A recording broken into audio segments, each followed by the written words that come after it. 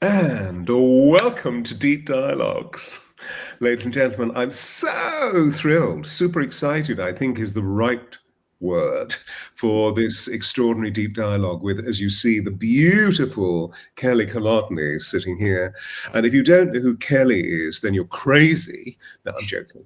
Kelly is an angel lady who for many years, in fact 37 specifically, has been working with Archangel Raphael. And so, Kelly, it's just an immense joy to have you here. And of course, wherever you are, so is Raphael. That's true. Well, thank you so much, Stewart, for having me. I am delighted to be here and in conversation with you today. Oh, bless you, darling. Thank you. And for those of you who are unfamiliar with Deep Dialogue is a deep dialogue.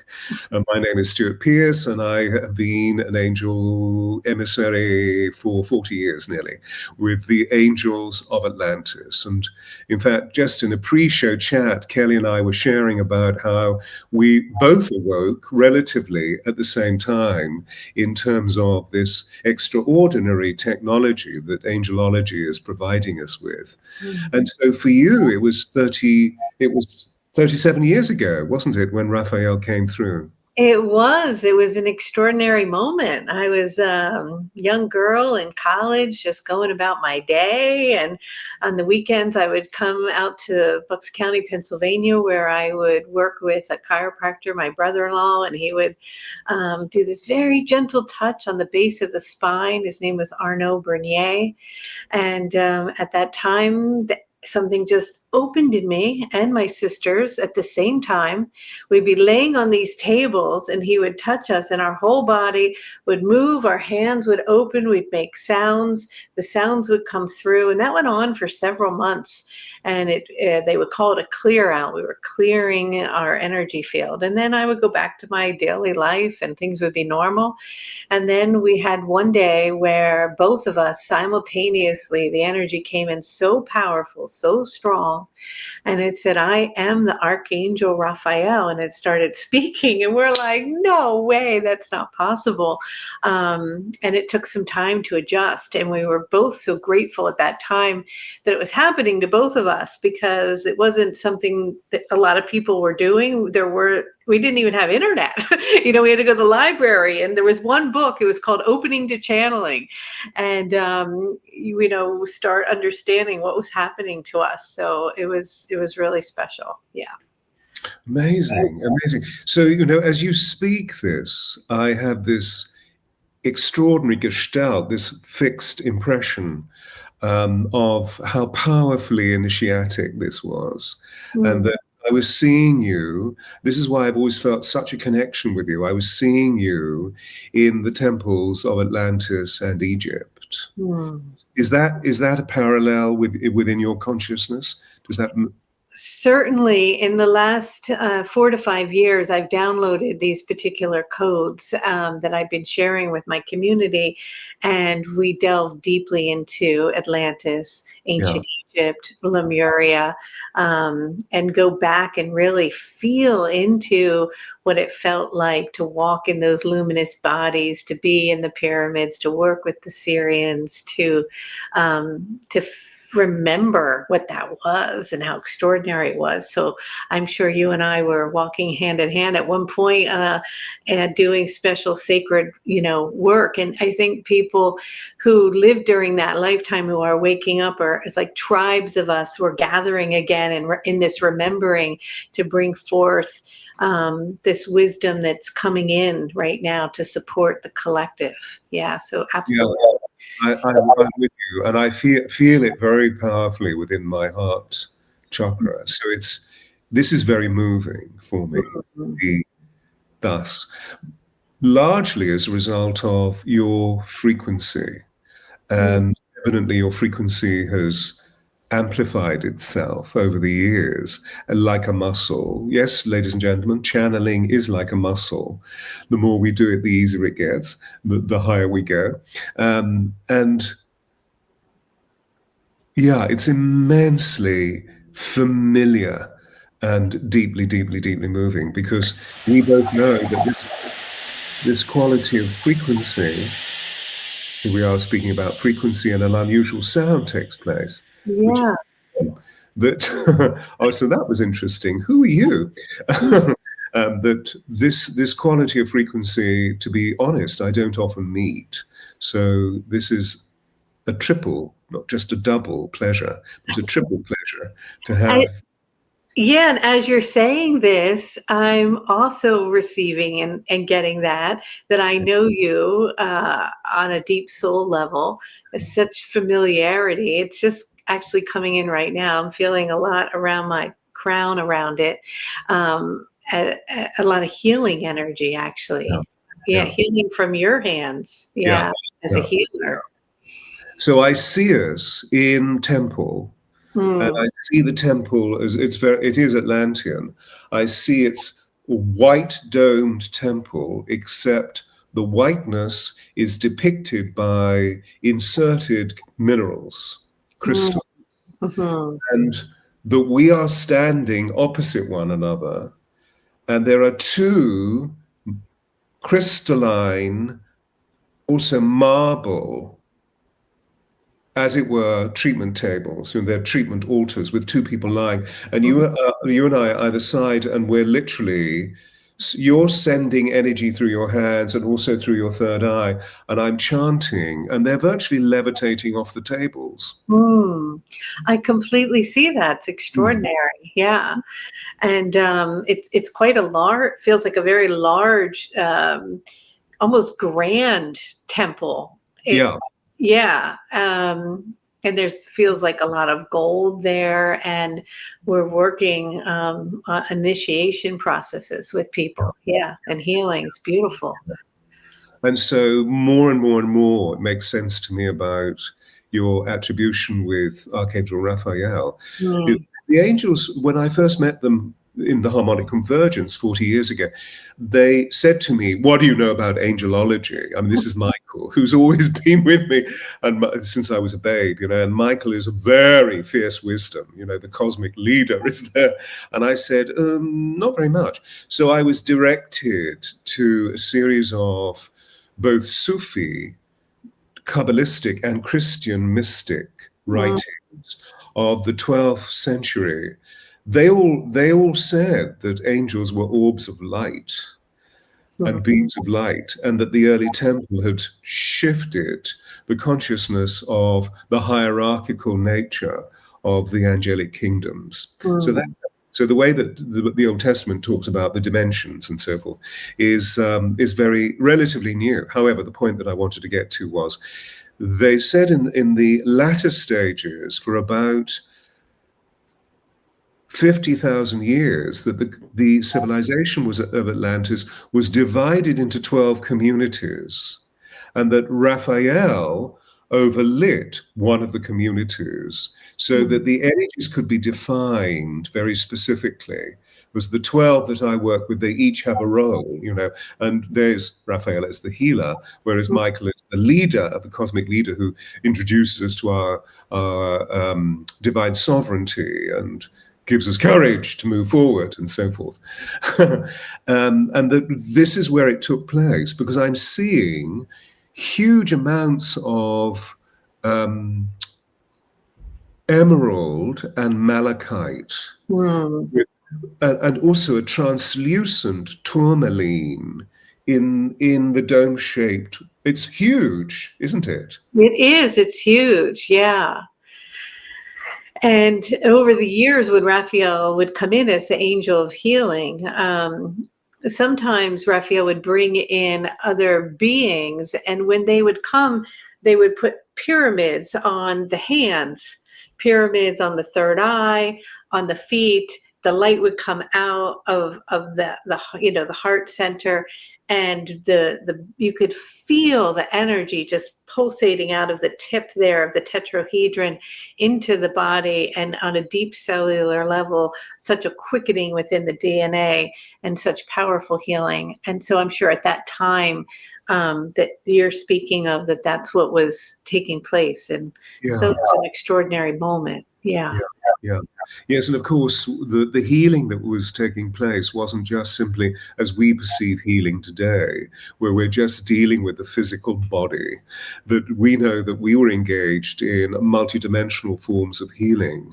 And so it was really the initiatic process that we were talking about, opening up someone's consciousness from a physical, emotional, mental, and spiritual point of view. So literally, we were training vast frequencies from interstellar consciousness into the nature of what humanness was then, which is of course vastly different today because we are only working through a double helix or maybe even a partial triple helix DNA, whereas they were literally completely open with 12 helixes.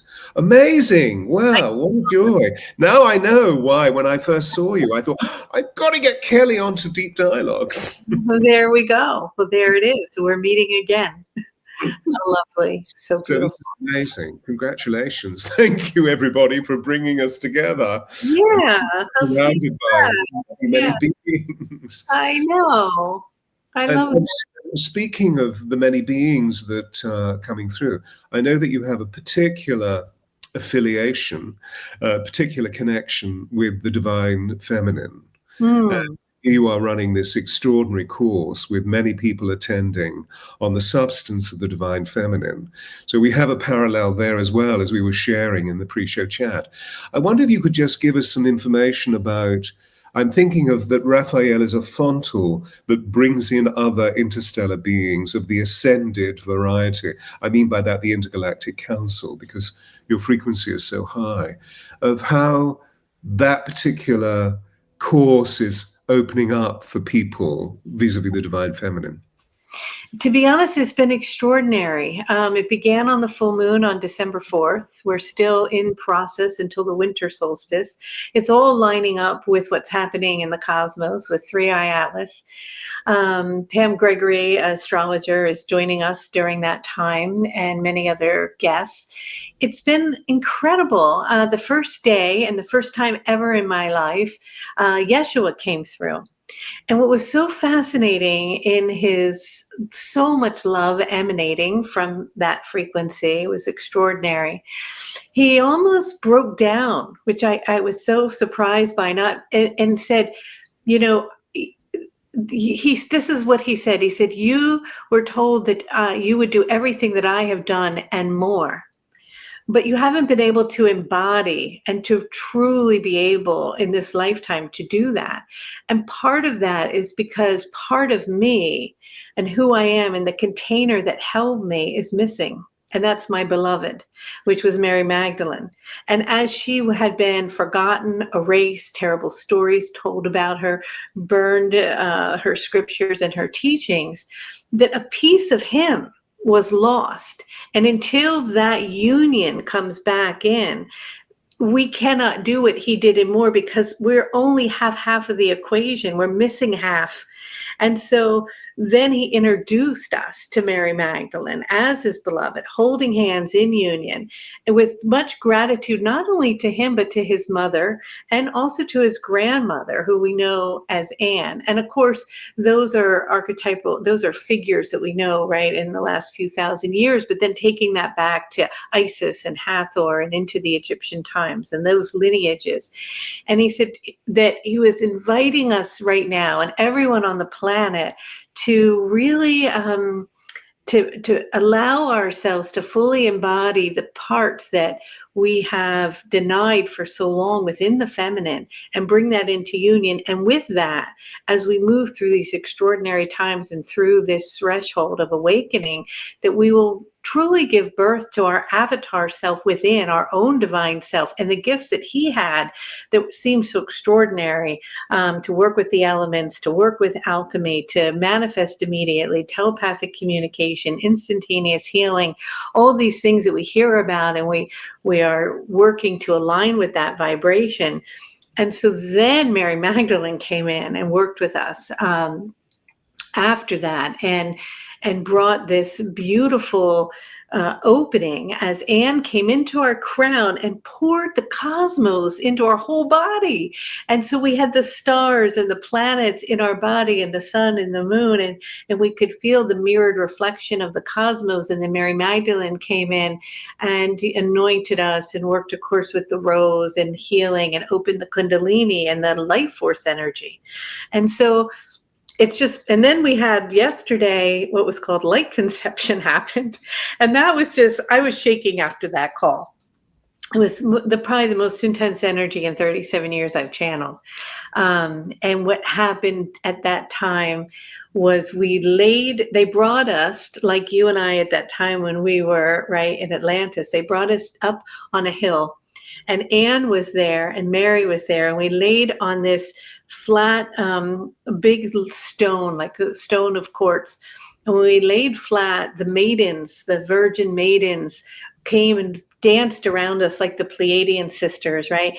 And they began to weave this beautiful frequency. And then they opened the vortex all the way up into the cosmos. And then they opened it down into the core of the earth, and the primordial waters came up. And after that came up, we laid down on our back, and our bellies became full as if they were preparing for something. And then the 8-pointed star of Ishtar started moving on our bellies. And then 8 eggs came in 8 different colors, which are the primordial cells at the base of the spine. And they opened, and light came down, penetrated them, that's coming in from the cosmos, connected with 3i Atlas, ignited and fertilized these qualities within us. And now we're holding them and preparing in the next 3 weeks as we move through this time into the winter solstice to literally energetically give birth to our divine self. So it's been quite a thing. Wow. Yeah. All of that and more. That's well done. That is just, oh my gosh, so much commentary. But how interesting, because although I have been in absolute devotion of Yeshua most of my life, not necessarily as an active Christian, although that was something that I was brought up to be. That was an introduction to the substance of ritual and devotion and reverence. But lo and behold, because you started the course on December the 4th, right? Yes. Yeshua came in, and then Mary Magdalene. Is the chronology correct? Yes, correct. So on December the 4th, I was in, what's the date today? The 10th. Today, the 10th. Yeah. So I was in deep meditation for a weekly channeling that I do for the angels. They're called Radiant Revelations, and they pop up on the YouTube channel, The Angels of Atlantis with Stewart. And Yeshua came in. Ah, wow. And to the left of Yeshua was Mary Magdalene. For me, that's not unusual. But then, and Sophia. And so the channeling for this week, we attempted yesterday, but I just flow very easily. I keep my eyes open, look into camera, and just flow. But I couldn't go further. I just couldn't go further. It's the only time that we've stopped a recording. Wow. And you know, I was holding on to myself, maintaining myself as a human, but it was just so huge. And in fact, what we're probably going to have to do is to re-record later this week so that we can transmit it, because it was just so huge. So these parallels are really exquisite. And the fact that you're addressing cosmology, I just think is so extraordinary, as the cosmological feature comes through to me because the Pleiadians and the Sirius energy comes in and speaks through the angels, through the Elohim, in their protectorship or in their guardianship of what's taking place with the Gaia and what's taking place within our bodies. The wonderful visualization process that you were using is absolutely extraordinary. And this is what the 7 priestesses of Isis, those who are of this very, very high avadut status, did in that well in the Great Pyramid. During high days and holidays, they would spend at least 3 weeks and they would fast continuously through this and often not even drink water. And they would literally become pregnant with the womb of the earth so that they could then process any of the negativities or any of the aspects of the Gaia that needed to be healed. And when the Pharaoh, as high priest, moved into the king's chamber, the fontal opened and opened up the cosmos. Oh, how extraordinary. So isn't that, I mean, this visions, I don't know how many hours I've chanted in the King's Chamber, because I've been going to Egypt for over 50 years and running retreats there for 25 years. So 2 hours in the King's Chamber chanting is very extraordinary as keys open to the cosmos. So how amazing. Wow, wow, wow, wow. This is so beautiful. Your work is just so exquisite. Thank you for sharing.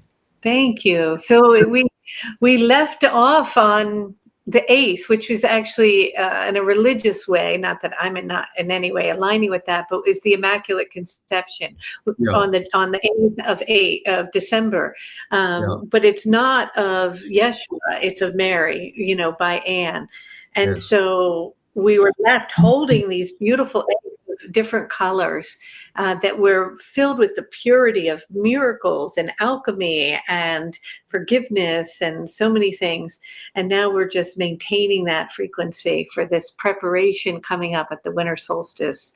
And I love that idea of you sharing with the maidens' bellies full with Gaia, and that they then could purify, right? The womb was purifying that, and our understanding at the time of light conception, or holding within our womb center those vibrations. We think of it as traditionally people might talk about it as the virgin, but it's really the purity of the heart, the purity of the soul. And interestingly enough, during this particular moment in time, 3i Atlas during that on December 8th was in the constellation of Virgo. And then it moves into, as we come into union in a few days, into Leo. And then Mars and Venus, which are holding the divine masculine, the divine feminine, are going to be behind the sun in union together as we unify those energies of Yeshua and Mary Magdalene. So it's quite an incredible lineup that the stars are sharing with us at this time.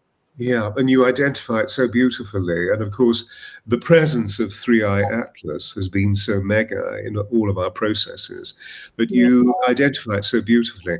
So the significance of 3i Atlas coming through, of course, the big question on everybody's lips is, what is it?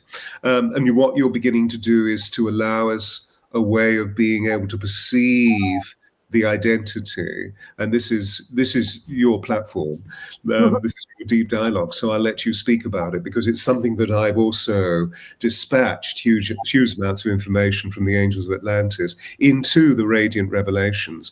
I'm sure that we conspire together. Yeah, we should do that. I'd love to hear what you're receiving. I would love that. Where do we begin? I know. Where do we begin? Well, Heather Ensworth, who's an astrologer, I was on her podcast maybe a month or so ago, and 3i Atlas came through and spoke from its own consciousness as a consciousness that said it was deliberately coming from the galactic core on a mission to deliver to us information, of course, codes and light, and we all know that, to accelerate our ascension process. But what's so extraordinary is I think that so many of us are opening and connected, that it's mirroring the synchronicity and the beauty because we're ready to see it. And Raphael talks about it is, yes, one of the interstellar energies coming in right now, but many more will be following. Absolutely, yes. Similar information for me, through me, I should say.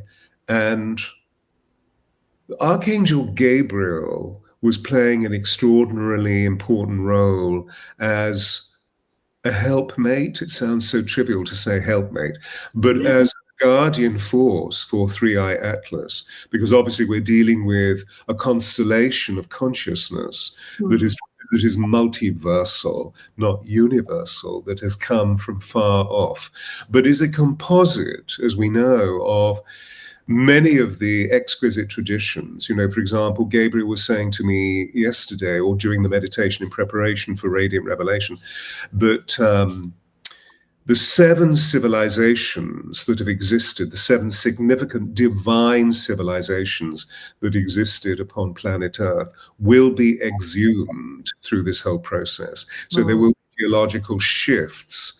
And this will be part of the way that the divine feminine is being given a secretion of divine nectar. Just as Gabriel was saying, you remember the story that you heard as a child of the Immaculate Conception. Okay, do not scoff.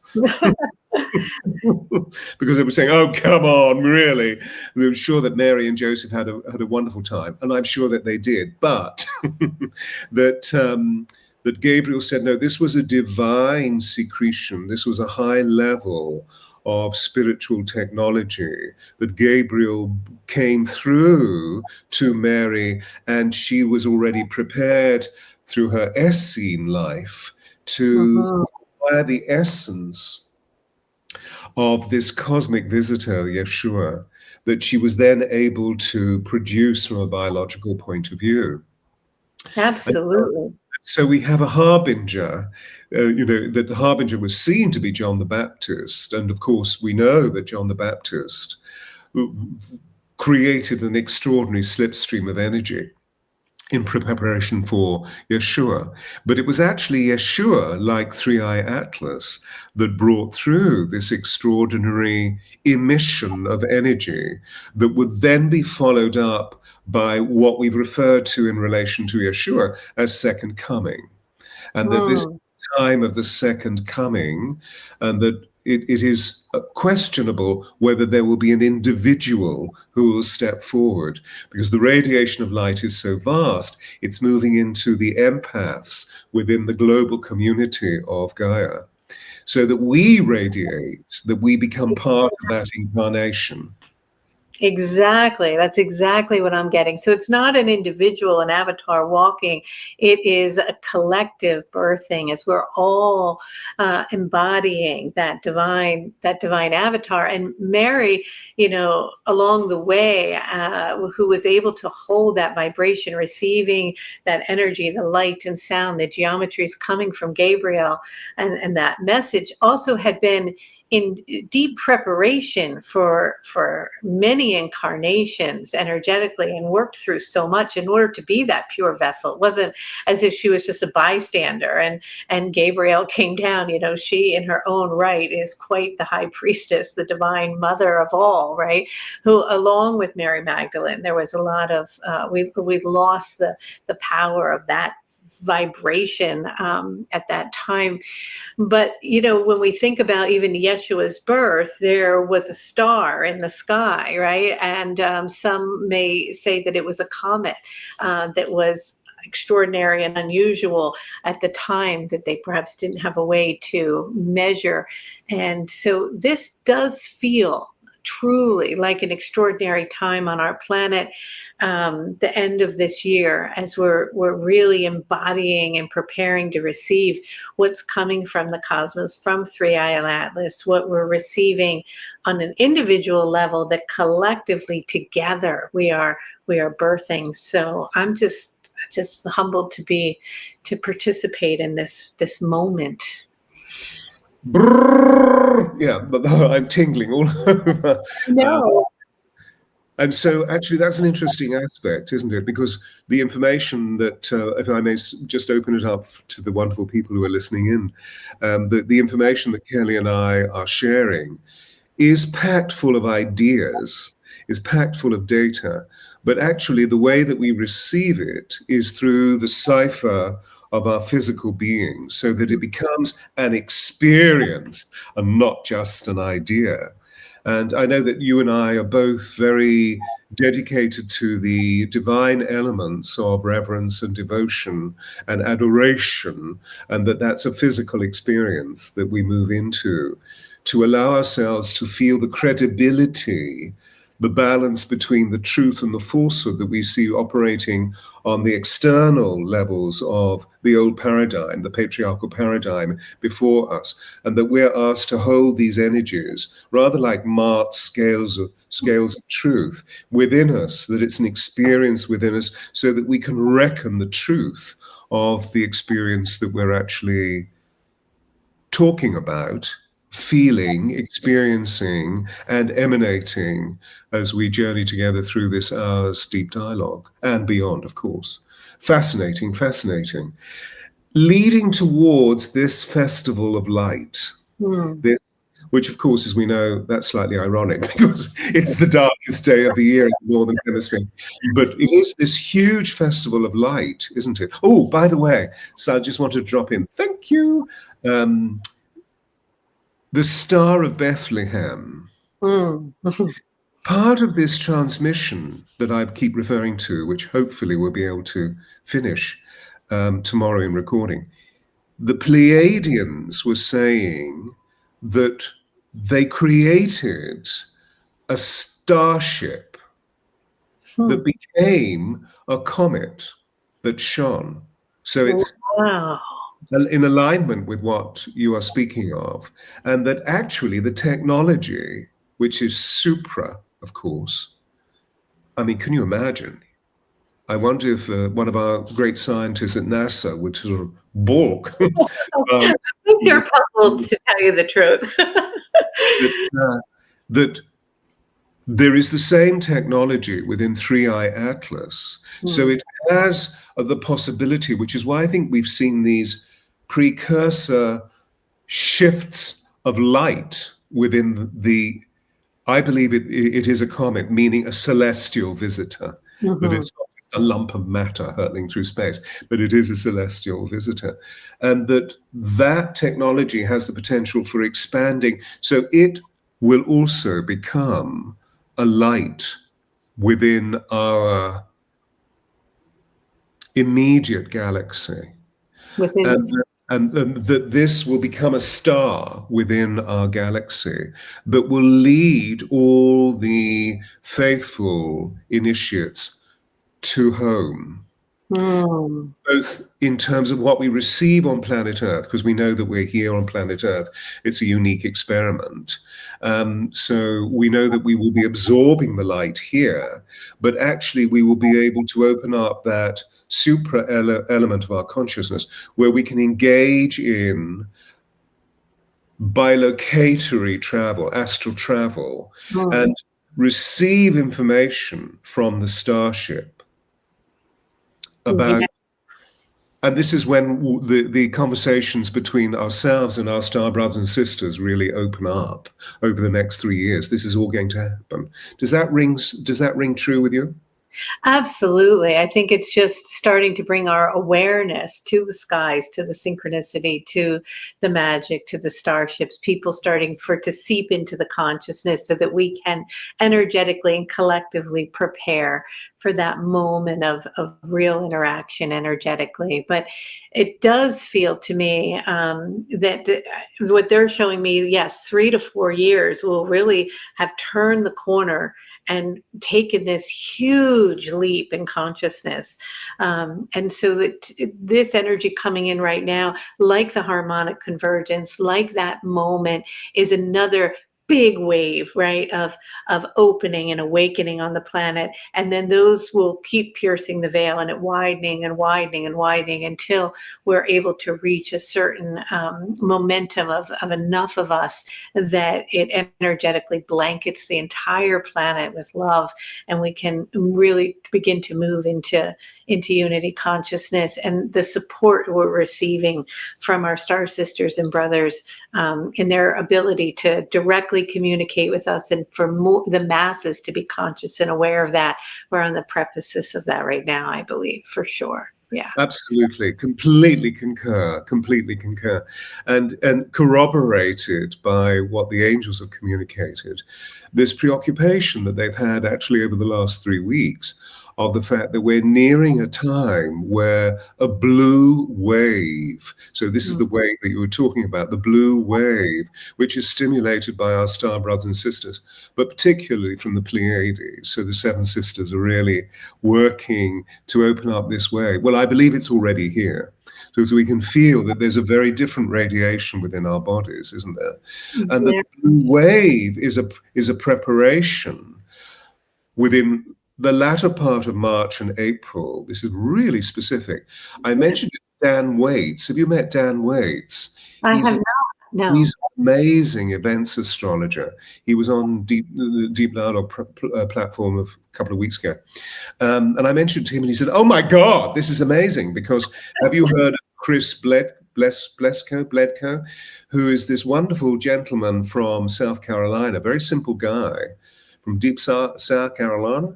And he had an experience 18 years ago where he saw an orb of light and a blue lady came, because I started talking about the blue lady is appearing in March or April. And the angel said that she will be presaged by a red light, a red planet that is going to open above the Giza Plateau. And a door will open within the Sphinx that will lead us into a greater understanding of the halls of Mementi. And of course, that means that Thoth or Thoth will also step in and provide us with information, which we already have really in the Emerald Tablets and the Kybalion, about the unification of what these energies are all about. So, I mean, here we are corroborating this. It means that we have some fun experiences that are going to be as we move through these, well, relatively as we move through the end of this year. Can we dwell on the winter solstice? Because it feels really big. I know, it's so big. So 3i Atlas comes closest to the Earth, as you know, on the 19th. And in spring of 2025, Raphael came in and spoke at that spring equinox as, you know, the ending truly of the Kali Yuga, of really coming to a choice point on our timeline. And so many of us choosing that higher timeline, and that from that moment, that there would be 9 months until of a gestation period from the spring equinox, which would have been March 20th or March 21st, till this grand birthing that would occur on the winter solstice of 2025, and that we would have this beautiful assistance from the stars to support us in that birthing process. And what's extraordinary is in March, we did not know anything about 3i Atlas. It wasn't until July that it even started to begin to come into our awareness. And as it turns out, it passes closest to the Earth right then, delivering its love, its light, its information to support us at that perfect moment, that alignment that we had celebrated in all ancient cultures of the winter solstice. And so to me, as we receive that energy, that is truly this birthing of the divine avatar self, but very much a relationship to the divine feminine and the rising of that. And so some people are like, oh, well, on that day is something extraordinary going to happen. It's going to happen, and Pam Gregory said this as well, that it happens behind the scenes in the quiet, feminine way of holding the container and the space more than a big bang, but we will feel it in our being and our cells on an energetic level. And then what's interesting is what you were speaking about as we're going into next year, and you were talking about this blue lady appearing in April and so on. What I've been receiving, because I teach these 55 light codes, and we're on number 29, which is the divine feminine. And I said to Raphael, okay, well, what's the next one in January? And Raphael says, and Raphael, I say she, Raphael has no gender. Traditionally, we think of Raphael as a male. Raphael said, well, it'll be the death light code. I'm like, death? How am I going to tell everybody that? I'm like, great. What's going to happen? And she said, no. It's the death of the old cycle, the old paradigm, the old way of being. It's a rebirth, a resetting of the timeline as we step into 2026, the year of the one, leaving behind, the 9 And so we move into the death code. We practice dying over and over, right? Of our ego, of our patterns, of our cycles, of the cataclysmic cycles that we've repeated. And then they bring us into the resurrection light code in April, which is just, of course, perfect. And then that will bring us right up until to the spring equinox, which is that full year of that cycle that we talked about. And what you're speaking of, where when you talk about the blue lady, I love that it's a lady, that it's the divine feminine coming in, rising, resurrecting, the divine feminine resurrecting. And so, and after that, we'll move into, that seems like that's the gateway. Then next year in the spring, and then we're into a whole new energy as we move forward. But these next 3 months, we have a lot going on. Yeah, thank you so much. That's absolutely wonderful. And again, I completely concur. It corroborates so much that the angels have shared with me. And the extraordinary thing is that for 20 years, I've always been in Egypt for the solstice. How beautiful. Running the resurrection retreat. Oh my goodness. Okay. Well, you and I we have to talk, because you're going to have to help me with the resurrection light code then. And it's sort of tuned into also the nature of the ancient Egyptian, because we know that Osiris, the name Osiris, is really a Greek attribution, that originally it was Asiri. And the resurrection of Osiris takes place in January, so just after what we see. So the death light code in January that I'm teaching, the guys are Osiris, Shiva, and Jesus. Yeshua. So you see, as you were speaking, suddenly so many ingredients, light codes, were dropping into my consciousness that have been given to me, but I hadn't quite correlated or calibrated them. And the whole point of the mythology around Osiris is that we know that he was, as it were, dissolved by being cut up into 14 pieces by his brother Set. So we see the dark force coming in, and that in her lamentation, Isis traveled the length and the breadth of Egypt, collecting all of the pieces, but only found 13. And the 14th piece she created as a golden phallus that she inserted into her being, and then brought forth her babe, Horus, the son of God. So that's the mythology. But we can actually see that symbology is that the 14th piece is what we're talking about. It's the sacred nectar that we're all going to be given to balance the nature of the divine feminine with the divine male. The divine male is the fontal, as it were, of Osiris. And so the only way that Osiris can resurrect is not through the recreation of the aggressive male ego that we've experienced over the last 2,500 years. And really it was signaled by Ramses II, even though he was married to an amazing woman called Nefertari. He was actually married to over 100 brides, but Nefertari was his one particular love, and she was a priestess of Isis. And that's when the temples were closed down by the priestesses, because they saw the emergence of this energy, and they knew that the energy needed to be used as a currency on our planet to bring forth the intelligence of the technology that has been part of our recent history. And now the recognition of the imbalance is so acute that it has to be brought back into equilibrium. Exactly. How beautifully said. I love that. Well, in April, when I'm teaching the resurrection light code, you'll have to come join and share all of your in-depth understanding and teachings of that, and collaborate, because it feels so important as we come into the spring equinox there on the 21st, this resurrection energy. And so it may be the resurrection of the feminine. Exactly. So Right. I'd love to double up. I humbly accept your invitation, but I'd love to double up, which is You have to come. we need to be in Egypt. Oh my gosh, I know. You know, I know. So, I've probably been to 60 some countries, and every time I go to Egypt, something happens. It just doesn't happen. It's because crazy. now is the time. I know, but I don't have time. I don't have time. I have so many other things happening. But maybe I'm gonna have to go. I don't know. We're gonna have to find a way. I don't quite know I'll teleport, and you can share with me all the information. Yeah, and of course we can teleport, Yeah. literally through telecommunication if they work for us. But we can, we'll sort that out, because space will be, it was very strange. For example, it's always been so easy to enroll people for the December retreat. I go twice a year, one in April, one in December. December's very, very easy. April can be problematic because of all sorts of other things going on.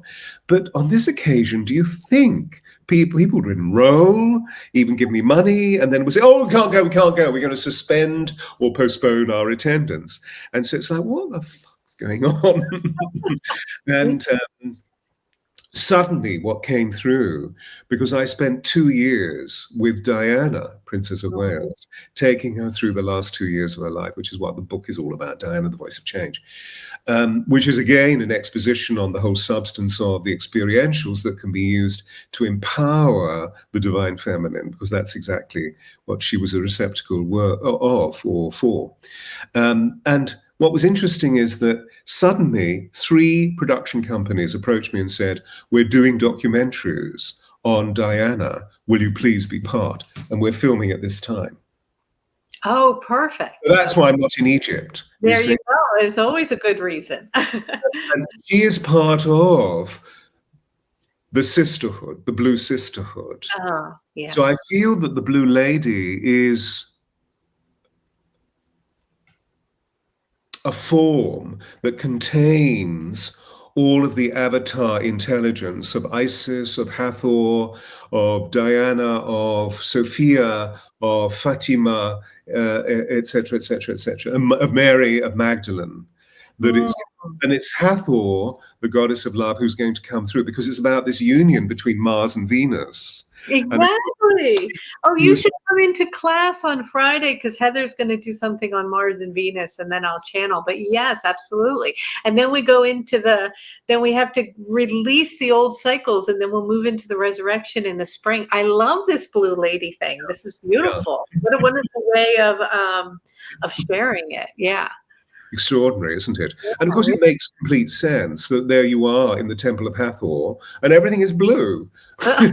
Apart from the definitions that are brought forth by all of the mythological beings, the other gods and goddesses, and we'll bring Newt in too, because Newt can hold all of it, right? And Newt is holding it all together. So when you were talking about that extraordinary experience of drawing the cosmology of the heavens into our bodies through the work that you've been doing in the Divine Feminine course, and of course drawing in all of that sequential energy from the Gaia, I was seeing Newt. Yeah. Well, she was just holding us with her beautiful stars and her blue energy. So talk about a blue lady. There you go. Yeah. Yeah, the container for all the feminine. Yeah. Yeah, so all of these energies are completely interconnected. Wow. So we speak of very extraordinarily advanced processes and technology. And I hope for the audience that as you listen to us, that the information that we're ecstatically sharing, because this is the first time that Kelly and I have met, that it's interesting that the time is 2020. So we're meeting in the High Priestess energy.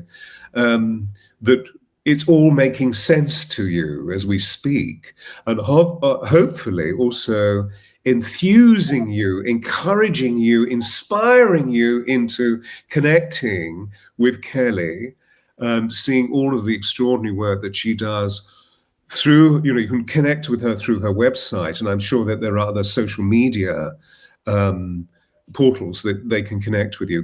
Could you mention anything significant about, we've got kellykolodney.com.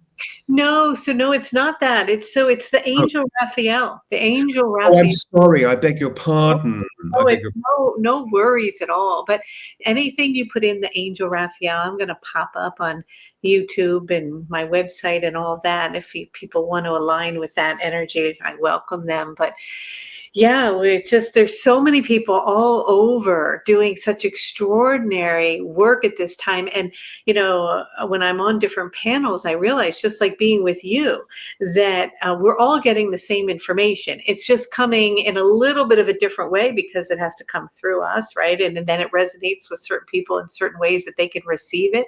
But this is this is something that's happening all over the planet, and it's just so beautiful right now.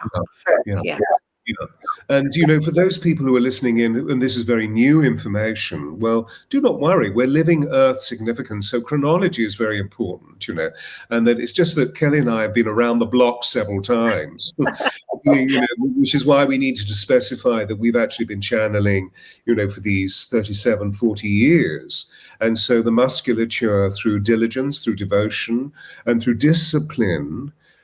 This is actually, I'm not going to get onto my soapbox, but I'm sure you'll share with me in this that if I have another darling client coming to me and saying, "Do you think meditation is important?" I will burst a casket. The acuteness of the experience that we're sharing is surprising both of us by its clarity. But at the same time, we know that it is the beginning of an ascension process where we will be equipped with even greater prophecy. As you were saying at the very beginning, and ye shall do this and more, we were offered by Yeshua as he rose the body of Lazarus from the dead, and ye shall do this and more. Yes, but we also must remember that he did it through diligent practice, walking through the desert, fasting, working with the high priestesses that were initiating him, learning, meditating, right? It was extraordinary. But even anyone in the flesh, we still need to do the work. And that, I think that's what you're saying, the importance of our meditation practice, our breathing, our chanting, our walking in the woods, grounding, whatever practices any of you want to do, eating really clean, doing fasting, etc. I recently just came back from 3 days in the dark where, I was in the womb space to prepare for the Sacred Holy Womb Light Code. So these things, yes, they come, and we may be sharing information. We've been doing this a long time, but there is, like you're saying, discipline, and it doesn't just pour into you. It's years and years of dedication, devotion to the divine, and a willingness to do the work. Yeah. Beautiful, beautiful.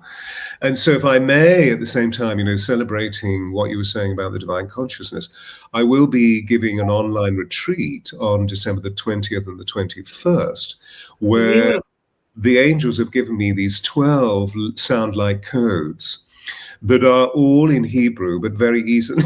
Don't worry, I have a translation. They were used millennia ago in very specific situations. So, for example, the suspended animation that Yeshua, thank you, right. The suspended animation that Yeshua was able to move into was partly induced through the use of the 12 destiny codes. Hence them being in Hebrew, because Hebrew was one of the 5 great sacred languages of our planet. Aramaic being the other, Tibetan, Sanskrit, and what's the other one? I'm moving fast, so it goes in this moment. I didn't catch it myself. Go ahead. Hebrew is right there. He used the codes as a process of suspended animation to allow him to move through the excruciating physical pain, knowing for the destiny of the cross. And that when the spear pierced his side, what was induced was a narcotic that was actually part of the technology that moved him beyond the physical pain into a seeming suspension of energy where he was able to die to the pain and then move into the transcendental process where his body was prepared by Gabriel and Shamael, the divine guide. They were there the whole time in Gethsemane and at the tomb, so that he was suspended for those 3 days and then was awakened by the angels producing a sound elixir. This is all part of the codes that they give. I love the impetus for bringing these codes through is that there is a secretion within the codes to awaken the crystalline body, but to dispel the archonic energies of fear and hatred that so many of us still hold within our bodies on a frequency level. So they're all going to be released so that we become shining ones. This is beautiful. So it's very similar to what our community is doing. So tell me, this is on the 20th and the 21st, 2 days. It is the 20th and the 21st, yes. Beautiful. I've had the codes for some time, but I've not released them into the world. So what a perfect timing for that. So and we're, again, balancing those energies. Exactly. I'm so grateful for your service in doing that. Yeah, that's beautiful. Bless you, darling. Thank you. Yeah. It's an immense honor, isn't it? It really is. It is. I was asked to fast for weeks and weeks before the code coming in, and it's a responsibility because you want to be a clear vessel and bring forth the strongest, most potent energy possible for the people we're working with. And so it's a big responsibility from the human body and our human, Stewart and Kelly selves. Yeah, exactly. Absolutely. And so we will be vigilant. Thank you, everybody, for all of your love. We will be vigilant, as we hope you will be vigilant. And I'm sure Kelly would agree with me in relation to one of the greatest aspects of this work is finding stillness. It certainly is.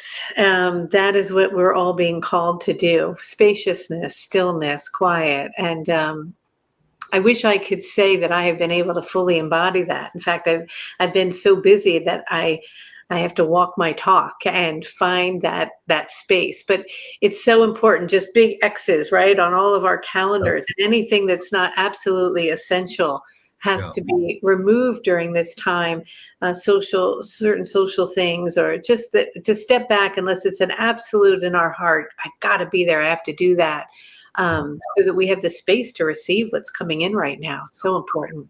Yeah.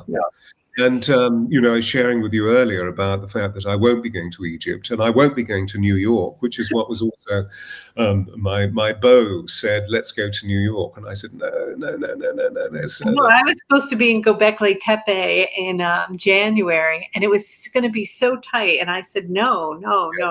As much as I've been called and wanted to be there for the Death Light Code, I was like, we all have to take care of ourselves and do what we can from where we are. And we can energetically travel to many of these sacred sites at this point. We don't always have to be there in person. Yeah, absolutely. And being here, being in this sacred city of London, I need to be here for the 20th and the 21st and afterwards as we go through the Christ Mass, because energies that are going to be given to me through the earth, into the Earth Star chakra, which is where St. Paul's Cathedral stands. It's Lud's Hill, the ancient Celtic presence of the divine male, Lud, the Celtic god, with Temasis, the Black Isis, which we know as Thames, the River Thames, floating by, so that we have this liquidity between these two energies. And there's going to be an extraordinary force given into the Earth Star chakra. So that's why I'm saying to everybody, no, I'm not free. I'm moving into stillness. Thank you very much. But no, I can't come to dinner. No, I'm going to be, what's wrong with you? Well, you know that you love to come to dinner. And I said, I love you and I love you and I really want your food because it's so gorgeous, but I need to move into stillness. Exactly. It's so hard. It's so hard. It's interesting. Yeah, I'm having so much fun with this divine feminine code because we're working with Anne, we're working with Mary, we're working with Yeshua and Mary Magdalene. And as I was sharing today in class, I realized that my actual grandmother's middle name was Anne. My actual mother's middle name was Mary. My son is coming into union next week. He's getting married. And guess who he's marrying? A woman named Magdalene. So I was like, this has just become ridiculous. So we're just having a lot of fun with it. It's so sweet. Yeah. But well, many congratulations to them both. I hope it's absolutely joyous. Kelly, we have to reach a point of completion, and this has been one of the most wonderful deep dialogues of all time. So I thank you deeply from the core of my being, the very depths of my heart and my soul. Thank you for all of this extraordinary information that you've shared with us.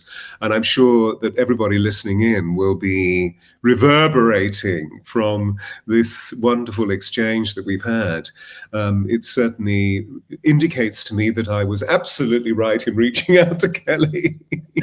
Well, I'm so glad that you did, and it's like a soul reunion, and I feel we're all reuniting from all these ancient times together during this extraordinary shift. And in any way that I can serve the planet, that's my true mission. So sending you lots of love, and thank you for having me. Thank you for being available, because it's not always the case, and I'm sure you can read between the lines of what I mean. So bless you. And for everybody who's tuned in, Ryan, could you possibly bring up Kelly's website again, Angel Raphael?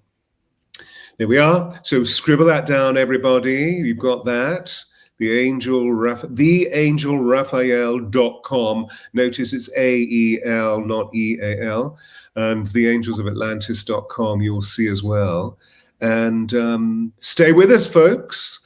And, I know from deep within our beings, Kelly and I will say to you, we practice what we preach. So we're sending you lots and lots and lots of love for this extraordinary festival of light as we move into the winter solstice, as we move through Christmas into the new year. And join us in the future. Namaste, namaste, namaste. Please stay where you are, Kelly, while we close down. Thanks, Ryan.